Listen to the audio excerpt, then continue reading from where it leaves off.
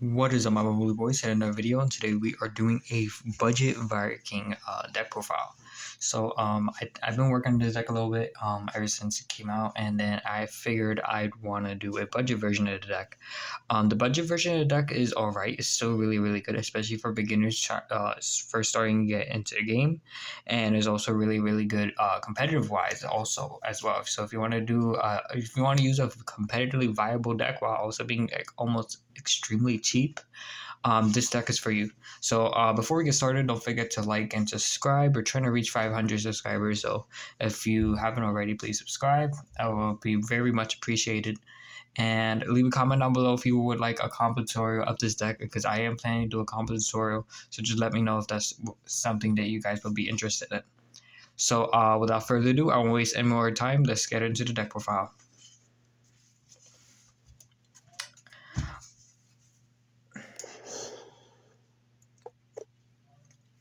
Alrighty, to start things off, we are running 3 copies of, oh my god, the glare is real.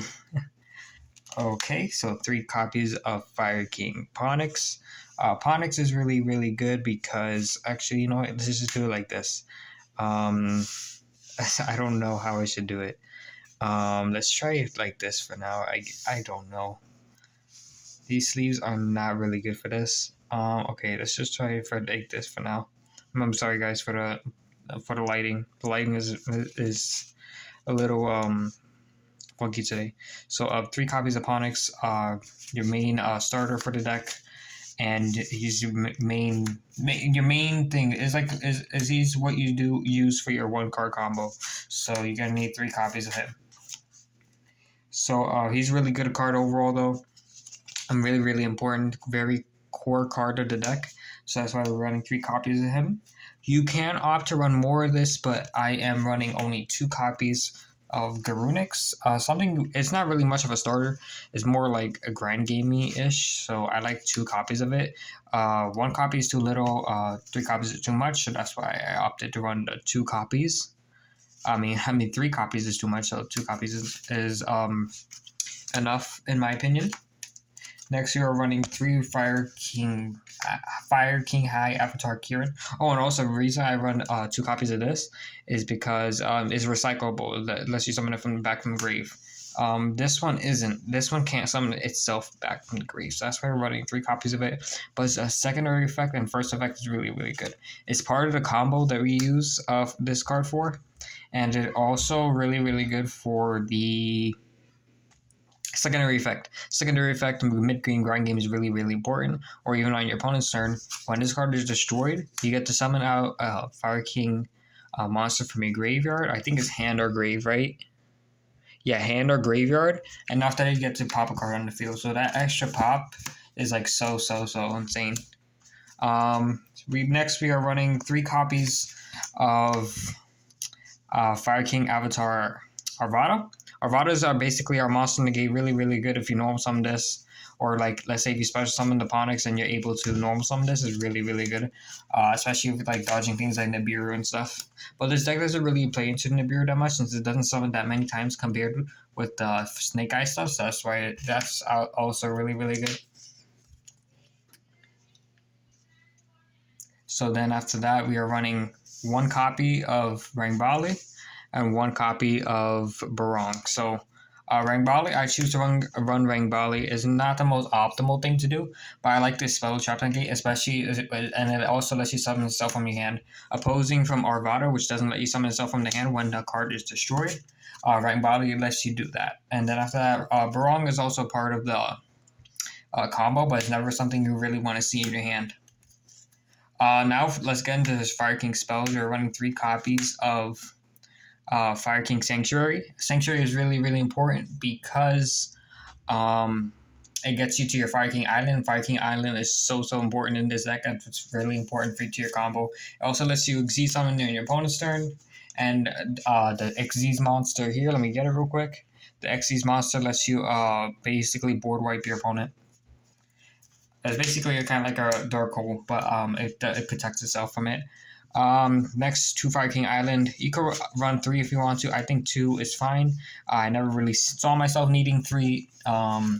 I like 2 because it's not something you want to always see in your hand. You preferably want to see the Sanctuary because it lets you get that extra XZ summon, which is really, really nice. So I'm only running 2. Next, 1 Skyburn, 1 Circle. You could opt to run more Skyburn or like one more Skyburn or 1 more Circle. Or like if you, it depends on your playstyle. I like 1-on-1 because like you're able to search them out really, really easily, especially like during your bonus turn and stuff like that, when you're like constantly popping cards and stuff during your opponent's turn, which is really, really good. And you're able to like summon back Ponix and all that, summon it from grave with Kieran, and then Arvada and stuff like that when you destroy from the deck. There's so many ways to like grab them. It's not really necessary to run more than 1 copy of each, in my opinion, but you can run like 1 more Skyburn or 1 more Circle of the Fire Kings as well. So next for the hand traps, 3 Ash Blossom, 3 Imperm, 3 Droll. These ones shouldn't be that bad because they came with the structure deck, so really, really nice. Actually, I'm going to put the Droll right over here. I'm so sorry, guys, for the lighting. I promise this won't happen again. I just got to fix the lighting. So 3 Droll. And 2 Bell. Bell is really, I think it's pretty cheap, right? It came out in the structure deck Crystal Beast, right? So it shouldn't be that expensive. And 1 Veiler. 1 Veiler because I am running Crossout because it was really good in this deck. But if you cannot afford Crossout, because I know Crossout is not really much of a budget card. I know it's like a $10 card. You can sub it out for cards like more Veilers. And like something like Nibiru or something, maybe something a bit cheaper. Next we're running 3 Pot of Extrav. Pot of Extrav is really, really good. It came with the structure deck as well. Running 2 Crossout. Remember, you can sub this for something else. 1 Called By. 1 Talents. Of course, you could sub this out for something else if it's too expensive. I think it's only like $5, so it shouldn't be really that bad. And a 1-1-for-1. 1-for-1 is also a really, really good starter, especially getting to your Ponix. So 1-for-1 I think is like really, really insane. This deck is like another starter, basically. So now going into the X deck, we have 3 copies of Garunix Eternity. Really, really good overall. I did once go into all 3 copies. But you can run less once you start getting into your Snake Eye engine and stuff like that. And you can like sub out like a Garunix Eternity if you choose to do so. I think 2 or 3 is really, really good for this deck though. Next, 1 Abyss Dweller, 1 Baguska. We are running a couple level 4s in this deck, so that's why I like having these 2. Abyss Dweller for like any graveyard heavy decks, and 1 like mid game, grind game. Baguska does come in handy, especially when you can't do much. And for the Super Poly stuff, I do have a Super Poly package in here. So 2 Garura, 1 Mud Dragon, and 1 Draco Stephelia. But you can like sub out a Garura and like just play these 3. But I like having the extra Garura just in case, so that's why I'm running this. But this is a main Super Poly engine. You can sub out the side out the Draco Stephelia if you choose to do so, if you do not have enough space. Next for the Link monsters, 1 IP pretty cheap. Hida, it's King of the Structure deck, Nightmare, Unicorn, Phoenix, Griffin. These are all really cheap. And then the last card is the last card of your choice. I know I hate to do it to you guys, but last card of your choice. This could be, if you have enough money for it, you could do SP Little Knight, but this is a budget version, so of course I can't include that, especially since I don't even have it either. So SP Little Knight is an option. I don't know if the Princess card, the new Princess Fire Princess card, is expensive. I think it is though. Should be. You could run cards like maybe Dugaris, maybe for another rank 4. You don't really go into rank 4s that often, so I don't think that would be actually kind of viable. But this is really any card of your choice. You could run like Access Code if you choose to do so, or even Mech Knight Avermax. That could work out too, because you are running the IP, so it would be really big body overall. And it wouldn't be that bad, to be honest. I think I would actually run that in the future. That is it, my bubbly boys. Hope you guys enjoyed today's video. I'm sorry for the lighting again. I'll try next time to make it a little bit better so it looks a little bit more presentable for you all.